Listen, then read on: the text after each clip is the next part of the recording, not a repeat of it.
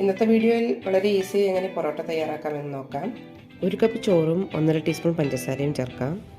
ആവശ്യത്തിന് ഉപ്പും 1/4 കപ്പ് ചൂടുപാലും ഒഴിച്ച് നന്നായി അരച്ചെടുക്കാം. ഇനി ഇതിലേക്ക് 1.5 കപ്പ് മൈദയാണ് എടുത്തിരിക്കുന്നത്, അത് ചേർക്കാം. 1 ടീസ്പൂൺ സൺഫ്ലവർ ഓയിലും ചേർക്കാം. ഇനി നന്നായി മിക്സ് ചെയ്തെടുക്കാം. ചോറുമായിട്ട് നന്നായി മിക്സ് ചെയ്ത ശേഷം പിന്നെ വേണമെങ്കിൽ മാത്രം പാലൊഴിച്ചാൽ മതി. ചപ്പാത്തി മാവിനേക്കാളും കുറച്ചും കൂടി ലൂസാവണം. കുറേശ്ശെ എണ്ണ ഒഴിച്ച് കൊടുക്കുമ്പോൾ ഇതുപോലെ ഒട്ടിപ്പിടിക്കാത്ത രീതിയിലാകും. ഇനി ഇതൊരു 10 മിനിറ്റോളം റെസ്റ്റ് ചെയ്യാൻ വയ്ക്കാം. മാവൊക്കെ നല്ല സോഫ്റ്റ് ആയിട്ടുണ്ട്. ഇനി ഇത് ചെറിയ ഉരുളകളാക്കാം. കൗണ്ടർ ടോപ്പിലേക്ക് എണ്ണ തേച്ചിട്ടുണ്ട്.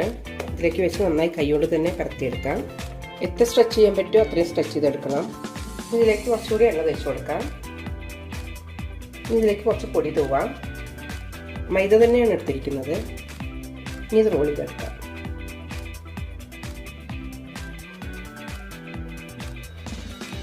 നല്ല ടൈറ്റായി തന്നെ എടുക്കാൻ ശ്രമിക്കണം. ഇനി ഇത് ഓരോ പീസുകളായി കട്ട് ചെയ്യാം. ഈ ഒരു വലുപ്പത്തിനാണ് ഞാൻ കട്ട് ചെയ്യുന്നത്. ഇതേപോലെ ഇത് അമർത്തിയെടുക്കാം. എല്ലാം റെഡി ആയിട്ടുണ്ട്. ഇനി ഇത് പരത്തിയെടുക്കാം. കയ്യിൽ കുറച്ച് എണ്ണ തേച്ച് നന്നായി പരത്തിയെടുക്കാം.